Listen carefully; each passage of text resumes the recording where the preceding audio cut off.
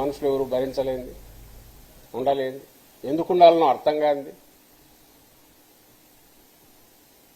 మూడవది, అసలు అక్కడ ఎవరు వచ్చి ఏమీ లేకుండా 20-30 ఏళ్ల వరకు ఈ 2 లక్షల కోట్లు ఇన్ఫ్రాస్ట్రక్చర్ పెడితే ఇంకా ఎన్ని లక్షల కోట్లు నువ్వు ఇంట్రెస్ట్ కట్టాలా, ఎన్ని లక్షల కోట్లు మిగిలిన సపోర్టింగ్ సిస్టమ్స్ డెవలప్ కావడానికి కావాలా. వాళ్ళు అక్కడికి రానంత వరకు అక్కడ అదొక ఒక live city living area habitat ఎట్లా అవుతుంది, ఇవి క్వశ్చన్.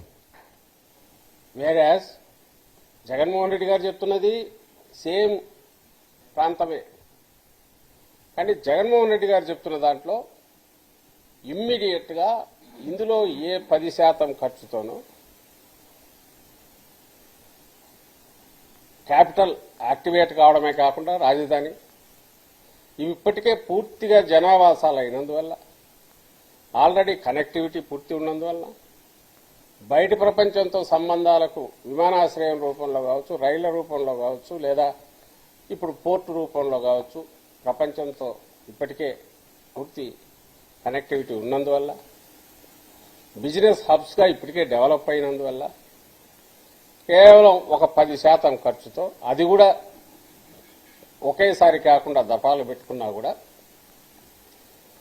ఒక ఇమ్మీడియట్ గర్వంగా చెప్పుకోదగ్గ క్యాపిటల్ రావడమే కాకుండా అది ఎకానమీని బూస్ట్ చేసే ఒక గ్రోత్ ఇంజిన్ గా కూడా అవుతుంది.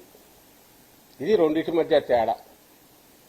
ఈ రెండింటి మధ్య తేడా చూడకుండా నేను అదే అన్నా నువ్వు అదే అన్నావంటే నువ్వు పెట్టేదేమో ఎక్కడ పెడుతున్నావు, ఈయన సజెస్ట్ చేస్తున్న జగన్మోహన్ రెడ్డి గారు ఎక్కడ, నువ్వు పెట్టే ఖర్చు ఎంత, ఈయన చెప్తున్న దాని ఖర్చు ఎంత, నువ్వు అంటే నేను చంద్రబాబు గారు చెప్పే ఆ ఖర్చు ఎక్కడి నుంచి దానికి ఆ డబ్బు వస్తుంది, దాన్ని తీర్చే విధానం ఏంది. ఇప్పటికే నువ్వు 50,000 కోట్ల కాంట్రాక్టులు ఇచ్చినావు అంటే గుడ్డి ఏమి లెక్కలు లేకుండానే సంవత్సరానికి 4-5 వేల కోట్లు నువ్వు ఇంట్రెస్ట్లు పే చేయాలా. అది 1,00,000 కోట్లు అయితే 10,000 కోట్ల దగ్గర అండ్ 2 లక్షల కోట్లు అయితే 20,000 దగ్గర.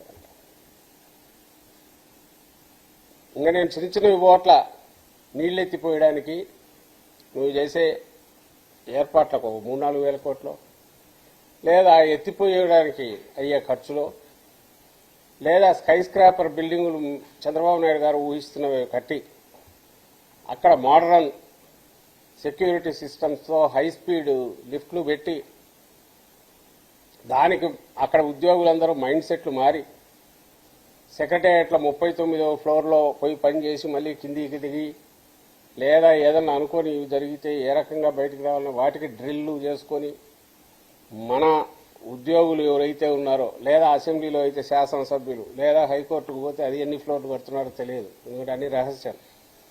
ఇంకా వాళ్ళ ఆ పని వర్క్ కల్చర్కు దీనికి ట్యూన్ కావడం అవి, లేదా అవి మెయింటెనెన్స్ కాస్ట్లు. మనం 5 స్టార్ హోటల్లోనూ హై రైజ్ టవర్స్లో చూస్తుంటాం, మొత్తం క్లోజ్డ్, పైకి పోతే విండో అన్ని తెరిచి పెడితే వాడు కొట్టుకొని పోతాడు ఆ గాలికి. అక్కడ అంతా అది అవుట్ ఆఫ్ నోవేర్, అది ఏమి చుట్టూ ఏమి కూడా లేవు. బాగా మాన్సూన్స్ సీజన్లో గాలి కొడితే ఎట్లా అవుతుంది, టోటల్ గ్లాస్ క్లోజ్డ్ ఉండాలి. ఇప్పటికే కంపులు కొడుతుంటాయి సెక్రటరియట్ లేకపోతే టోటల్ బాక్స్. మరి అవన్నీ వాటి ఇవి రాకుండా చేయడానికో ఇవన్నీ ఖర్చులు ఎంత అవుతాయి వాడి జోలికి పోవట్లా.